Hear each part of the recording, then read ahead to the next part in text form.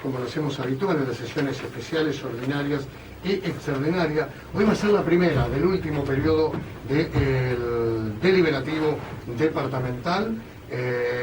A las 20 horas, transmisión en exclusivo de Radio Felicidad.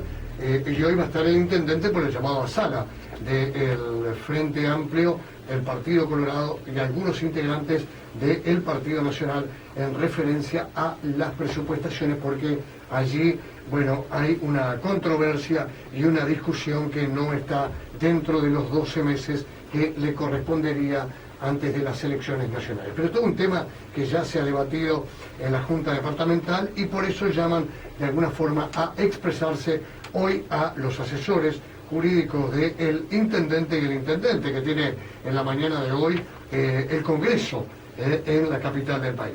Les vuelvo a reiterar, hoy 20 horas además, hoy jueves 17 en el Centro Universitario de Paysandú. No se pierda la charla porque es realmente sin tapujos. Usted va a escuchar realmente lo que quiere escuchar. La charla sobre ley de minería de gran porte, contratos de inversión, que es muy fundamental. Después vamos a estar hablando con el doctor Enrique Viana, fiscal letrado de la Nación, y megaminería, saqueo, contaminación de gran porte, expone Germán Parula, activista de Asamblea Pachamama. Bueno, yo le dejaba planteada alguna pregunta por allí, doctor, antes de ir al corte. Reitéremela, No, de alguna manera, de cómo está planteada toda esta situación, de cómo es cuando el Ministerio Público por allí dice, bueno, hay que respetar un poco de libertad, ¿no? Y usted que de alguna manera abrazó esa profesión y por eso... Sí, un par de consideraciones al respecto. Una que vengo haciendo en forma reiterada en distintos lugares, en distintos medios, y que la voy a hacer en no, si me permite, lo que yo iba directamente era, ¿esto cambia de alguna manera el orden efectivo de los poderes? Sí, sin duda, sin duda. Nos conduce a un poder único, es decir, a todo lo opuesto a una separación de poderes o separación de funciones que de alguna manera describió Montesquieu inicialmente, y que hace a que en una sola cabeza esté la decisión respecto de la libertad o la prisión de una persona. Las decisiones más graves que pueden atribuirse al Estado están en decidir quién va preso y quién no va preso. Esto es volver a la monarquía o volver a una forma de despotismo. Yo vengo diciendo que en estas cosas lo que está en juego es despotismo versus libertad, como ha ocurrido tantas veces en la historia de la humanidad. Hay una intención de ir por vericuetos, ir en forma indirecta, oblicua, pero a volver al poder único, al poder absoluto y al poder único. Por mencionarles algunas consideraciones al respecto, hace no mucho, en octubre del año pasado, la Asociación de Fiscales, que yo no integro, con sus integrantes se manifestó a favor de recibir instrucciones, es decir, a favor de pasar un sistema, como mencionábamos, de fiscal general, y yo le llamo fiscal general y fiscales delivery, o fiscales soldaditos, ¿no?, que obedecen esas instrucciones y esas órdenes de ese general. ¿Son un poco manuenses? Exactamente, yo los he mencionado de esa manera. Son fiscales que pasan a ser dependientes, fiscales dependientes, o sea, se elimina el concepto de independencia. Ahora, lo grave es que si ya hay fiscales que alientan esa forma de trabajo, volvemos un poco a lo de los proyectos y de las leyes en concreto, pero si ya antes de que la ley sea ley, por decirlo de alguna manera, que el proyecto de ley se convierta en ley, si ya antes hay quienes manifiestan que están dispuestos a recibir instrucciones, a obedecer mandatos superiores, a convertirse en mandaderos o en amanuenses, la cosa es grave, porque quiere decir que ya tenemos hoy fiscales dependientes, cuando la Constitución y la ley dicen que todo lo contrario. La independencia de los fiscales no es un derecho de los fiscales. Como es una garantía de los ciudadanos, que tienen el derecho a que el fiscal se pronuncie de acuerdo a su conciencia y no de acuerdo a lo que alguien le sople detrás, es que la libertad en los fiscales, la independencia en los fiscales, aunque parezca una paradoja, es un deber. Los fiscales tenemos la obligación de ser independientes. Había un veterano fiscal, el doctor Brovia, que fue en algún momento fiscal de corte subrogante, que lo expresaba de esta manera: los fiscales muchas veces tenemos que ser tan independientes que tenemos que ser independientes de nuestra propia conciencia, es decir, nuestra conciencia filosófica, religiosa, ideológica nos puede decir una cosa, pero nosotros estamos obligados a, en nuestro real saber y entender del derecho, aplicar la norma aunque vaya contra nuestra conciencia filosófica e ideológica. Porque esa es la función del fiscal, representar aquellos valores, intereses superiores que la Constitución y la ley han reconocido bajo el nombre de orden público, causa pública, intereses generales de la nación. De alguna manera, entonces, de lo que usted se desprende de sus palabras, ese consentimiento, esa línea, esa apertura que usted dice, muchas veces silenciosa, ¿no? Muchas veces silenciosa, pero pasa a ser un hecho tácito, que a veces no es tan tácito, porque se dice, pero realmente se pregona, pero no se hace. Y es parte de la doctrina que usted hacía mención en la academia universitaria. Hay un silencioso, muchas veces pasmoso. Sí, correcto, correcto. A mí me molesta muchísimo eso. Porque sobre todo por la academia universitaria que usted correctamente ha mencionado. Me molesta mucho porque cuando yo fui a la facultad, todos estos temas se debatían, todos esos temas se conversaban, se sostenían posiciones radicalmente opuestas. Yo recuerdo a los profesores de la facultad diciendo que la detención en averiguaciones, aquel decreto que regulaba la detención en averiguaciones, era inconstitucional porque violaba los artículos 15 y 16 de la Constitución.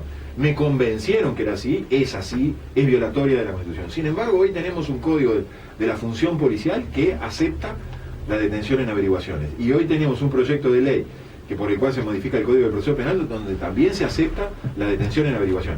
Y los mismos profesores que antes decían que eso era inconstitucional, hoy son los profesores que apoyan y que empujan este proyecto. ¿Por qué? ¿Por qué se da eso? Bueno, mire, yo puedo entender muchas razones. Lo que a mí me molesta particularmente es que ni siquiera se da lugar al debate. Como dice usted, estas cosas se quieren aprobar en el silencio, en la clandestinidad muchas veces, aprovechando que la gente está preocupada por otras necesidades, a veces muy ciertas y muy valiosas, que la gente no tiene por qué entender, porque realmente no tenemos por qué entender muchas cosas. Entonces, eso para mí es muy importante. En otros tiempos la academia universitaria era un foco de alarma, de atención, era hasta un obstáculo para que algunas barbaridades se realizaran en el país y se transformaran en ley. Hoy ese obstáculo no existe. Hoy la academia universitaria está más interesada en muchos casos en viajes, en cursos, hasta ven con novelería que si se cambia el código del proceso podemos editar un nuevo libro. Ese tipo de cosas son las que a mí, le digo la verdad, me mortifican bastante y me tienen... ¿Y qué es lo que pasa realmente? ¿Qué supone para el Poder Judicial que esto pase en esa área, doctor? Supone para el Poder Judicial, hasta yo le diría, aunque sea un poco paradojal, un grado de conveniencia también y de conformidad. Hay muchos jueces que están cansados de ser jueces de instrucción y de tener sobre sus espaldas la decisión de cómo se instruye un asunto, de cómo se decide. Hay que decidir en 24 horas, hay que tomar la declaración a la persona en 24 horas y a lo sumo en 48, artículo 16 de la Constitución, hay que tomar una decisión si se le priva de libertad o no a una persona, si se la procesa o no se la procesa. Y yo reconozco, hay jueces que están cansados, el trabajo es un trabajo cansador, hay muy pocos jueces para el número de asuntos. Ahora, entonces, pero de ahí a, como creo que es el pensamiento, no digo de todos los jueces, pero un número importante de los jueces, decir, bueno, ahora le toca a los fiscales, le voy a entregar esa responsabilidad a los fiscales. Bueno, eso supone dos cosas. Una, que la Constitución no lo permite. El artículo 16 de la Constitución habla que la responsabilidad de decidir en esas 48 horas es del juez, no habla del fiscal. Segundo, eso supone entregar ese poder tan delicado a un fiscal. Pero si a eso le sumamos que ese fiscal no va a ser él el que va a decidir independientemente, sino que va a ser una unidad sometida al gobierno de turno, bueno, lo que el juez que consiente o que ve con buenos ojos consentir ese cambio, lo que está haciendo es defraudando lisa y llanamente la separación de poderes y la imparcialidad y la independencia del Poder Judicial, ambas cosas al mismo tiempo. Ahora, realmente usted me va a perdonar, yo no soy técnico en la materia, soy periodista, pero de alguna manera esa carga, esa mochila que le implican hoy a los fiscales y que de alguna manera eso me consta, con el mayor de los respetos que tengo por la justicia, hay muchos jueces que piensan de esa manera. No, por supuesto, es así. Yo creo que por eso lo bueno es debatir, lo bueno es hablar estos temas. Esta oportunidad es riquísima de poder estar hablando con ustedes de estos temas. Mire que es muy contada las ocasiones en que uno puede hablar de estos temas en Montevideo. Y usted sabe, lamentablemente todos los que nos sentimos del interior lo sabemos, que las grandes decisiones se toman en Montevideo. Pero las oportunidades para hablar, las oportunidades para ser más libre, y puntualmente con mi compañero acá, con Germán Parula, las obtenemos en el interior. Estas posibilidades de hoy de ir a una disertación para hablar de estos temas tan importantes como son los de la megaminería, como son los de los contratos de inversión, si habremos dado 2 charlas en Montevideo han sido mucho. Y sin embargo, hemos estado en 30, 40 oportunidades en el interior y en medios de comunicación hablando libremente de estos temas. Mire que a veces no tenemos mucha libertad, nosotros muchas veces hemos pasado también por los tribunales, muchas veces nos han pedido y permanentemente a nosotros por ese hecho nos vienen pidiendo grabaciones, pero digo, poco nos importa. Bueno, pero ese es un signo de libertad también. Sí, sí. Cuando a uno molesta... por algo lo molesta. Exactamente. Por eso pasa. ¿Cuál va a ser realmente usted, cuál es la percepción que van a tener los jueces, ya que se viene de alguna manera, es un juez de las garantías que tiene el pueblo, basado en esa constitución que usted dice, un libro tan importante? Si el fiscal pide que un juez dice amén, todos tienen que decir amén en ese aspecto, doctor. Usted si lee el proyecto de Código de Proceso Penal no va a encontrar directamente esa conclusión. Tiene que elaborarla en función del estudio respectivo del proyecto. Yo lo llamo a esos jueces que rimbombantemente se los llama jueces de garantías, que solo van a controlar las formalidades del proceso, lo llamo con jueces amén. ¿Por qué? Porque cuando la instrucción más importante del proceso, que es el presumario, ya no se realiza en el juzgado, sino que se va a realizar en una comisaría. Esa comisaría va a estar el fiscal junto con el comisario instruyendo, con personal de la comisaría, donde el misma persona está detenida, donde el abogado va a tener que ir con el detenido a ver en qué condiciones está el detenido, y recién va a poder intervenir el proceso cuando el fiscal le diga que puede intervenir, y ocasionalmente en el momento que se le tome declaración. Y todo eso se haga sin un juez delante. Allí las garantías quedan reducidas a la nada. Pero el fiscal va a ir con un parte, vamos a llamarlo parte fiscal en lugar de llamarlo parte policial, con todos los elementos incorporados, incluso la declaración del individuo con su abogado, y se lo va a presentar al juez. Y el juez lo que va a hacer, ese juez de garantías, es controlar formalidades. Por eso yo le digo juez amén, porque le va a decir, si el fiscal dice H, el juez va a resolver H, y si el fiscal dice N, el juez va a resolver N. Y eso es lo grave, hay una delegación de un poder intransferible, que es, a mi juicio, el de la instrucción judicial, el ámbito acorde a la instrucción judicial, que es la sede del juzgado, entregado nada menos que a una comisaría policial. Siempre se dijo, la doctrina siempre lo dijo y uno siempre lo acompañó, que las declaraciones de la seccional no valían, que las importantes eran las declaraciones del juzgado. Bueno, ahora no va a ser así. Siempre se dijo que si yo no quería declarar en el juzgado, no declaraba, y si yo no quería comparecer, si no quería declarar en la comisaría, no declaraba. Y si me hacían comparecer, bueno, me quedaba calladito y quietito y a las 24 horas iba al juzgado. Eso ya no va a ser más así. Yo voy a tener la obligación de no solo estar, porque me van a llevar preso a la seccional, sino que además voy a tener la obligación de declarar. Y voy a tener la obligación de defenderme en ese lugar y no ante un tercero imparcial como es el juez. Es sumamente grave a lo que vamos. Y no debemos engañarnos a veces por algunos elementos decorativos que se le incorporan, por algunas bonitas palabras que se le incorporan a estas cosas. Ahora voy directamente a lo suyo de alguna manera. Esto que ha pasado con usted, en esta circunstancia que está viviendo el país, que se ha impuesto de alguna manera la nación, ¿ha sido un golpe de timón? ¿Usted lo cree así? ¿Tiene esa percepción que hoy se hace mucho más grosero, diríamos, para usar una palabra mucho más drástica o evidente, que se viene elaborando desde mucho tiempo, que se viene trabajando desde hace mucho tiempo, como mencionaba usted, en el fiscal de corte que fue separado de su cargo, que está sumariado, ¿no? Actualmente desde el 13 de marzo, si no recuerdo mal. No. A nosotros se nos provoca la separación ahora de los primeros días de junio. Es más, hay una cuestión bastante interesante en esto, ¿no? Yo no me animo a decir la graciosa, porque de graciosa no tiene nada. Nosotros nos enteramos de nuestro sumario con separación de cargo 4 días antes de que nos notificaran, por un medio de prensa montevideano, por el semanario Búsqueda, y yo lo he manifestado y muchos colegas se han acercado para decirme más o menos lo mismo. No era un mensaje, cuando sale 4 días antes de notificarse el sumario a la persona que se somete al sumario, no es un mensaje para el sumariado, sino que es un mensaje para el resto de los colegas.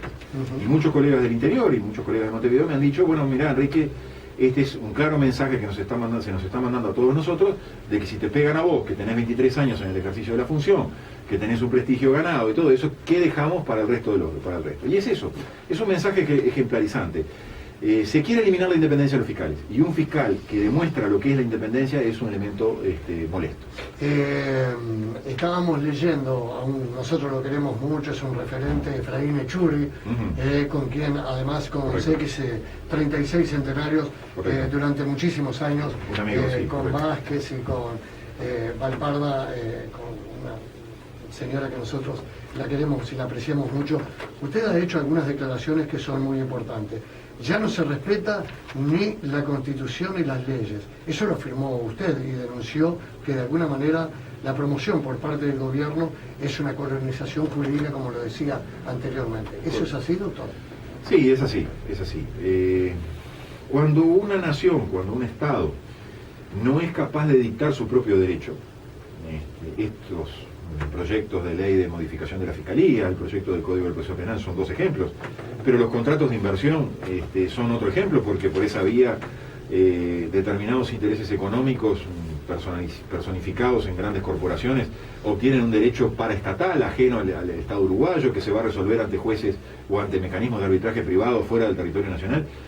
Bueno, ahí cuando un Estado no puede dictar su derecho, o cuando otros individuos dictan su propio derecho en perjuicio de los habitantes del Estado donde se radican las inversiones, obviamente ese Estado, el Estado que no dicta su derecho es un Estado que no tiene voluntad, entonces es un Estado que no tiene soberanía, no es independiente, es un Estado dependiente de poderes extranjeros, privados o públicos o estatales, pero poderes extranjeros al fin, y se disuelve el concepto de república, se disuelve el principio de legalidad y el principio de igualdad de la ley. Hoy la fuente normativa pasa a estar en manos de corporaciones privadas. Los contratos de inversión son un ejemplo, una apertura a que el derecho para determinados sujetos sea dictado por empresas privadas, cosas que es inconcebible si un Estado quiere seguirse llamando una república y un Estado soberano. De alguna manera, esto es de esperar que el cambio constitucional para refrendar estos cambios, o esto tiene alguna vuelta, o tiene un meollo de la No, cosa. esto se lleva por delante los 4 primeros artículos de la Constitución, que nos define como Estado republicano, independiente de todo poder extranjero, donde la voluntad soberana radica en la nación, es decir, en toda la voluntad de los habitantes de la República.